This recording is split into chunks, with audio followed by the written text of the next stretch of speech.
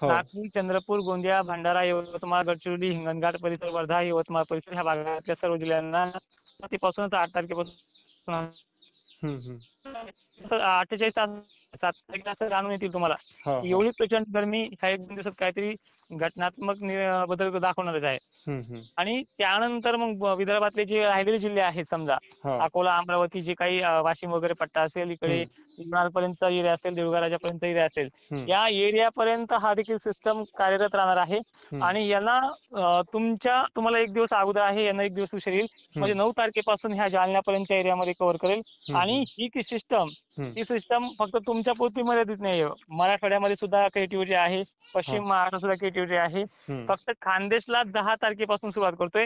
आणि आता 8-9 ही तारीख आहे ती संबंध महाराष्ट्राच्या सर्व जिल्ह्यांना राहणार आहे.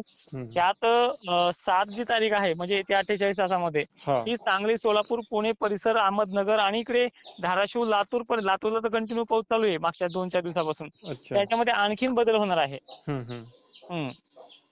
म्हणजे 8 ते 9 तारखेपासून विदर्भामध्ये संपूर्ण भागामध्ये पावसाची व्याप्ती होईल. चालेल. कारण की व्याप्तीचं जर प्रमाण जर पाहिलं तर पहिली दिवस आणि पहिलं पाणी हे सगळं दूर पडत नाही, शेतकऱ्यांना माहितीये. हो हो. परतीचा पाऊस हा विशेष म्हणजे सुरुवातीला तो भाग घेण्यासाठी जरा कव्हरिंग त्याला होत नाही लवकर. वादळी वारं सुटणं, वाऱ्याने पांगून जाणं आभाळ, हे सुरुवातीच्या घटना घडते. जसं की आपण सप्टेंबर महिन्यातल्या 21-22ला पाहिले की सुरुवातीच्या वेळेला 21-22चा पाऊस हा काही मोजक्या जिल्ह्यांना पडायचा. आणि शेतकऱ्यांनी आशा सोडून दिली की आता हा पाऊस आमच्याकडे येत नाही, पिकं पाण्यावरती आली वगैरे गोष्टी होत्या. पण ज्यावेळेस ती 23-24 उजळली त्यावेळेस त्या पावसाने पराक्रम दाखवलाय. एक्झॅक्टली तशीच सेम कंडिशन आहे. त्या कंडिशनचा सामना पुन्हा एकदा करायचा आहे. त्यामुळे शेतकऱ्यांनी थोडं सतर्क करायचंय. मग ह्या ऑक्टोबर संपल्यानंतर मग परतीचा पावसाचं कसं राहील वातावरण?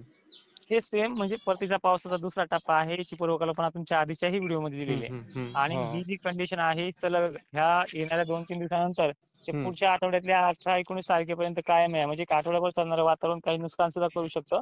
त्यामुळे जे काही सोयाबीन असेल, कापूस असेल घरी आणता येत असेल तर आणण्याचा प्रयत्न करा. बरोबर. चालेल साहेब. धन्यवाद.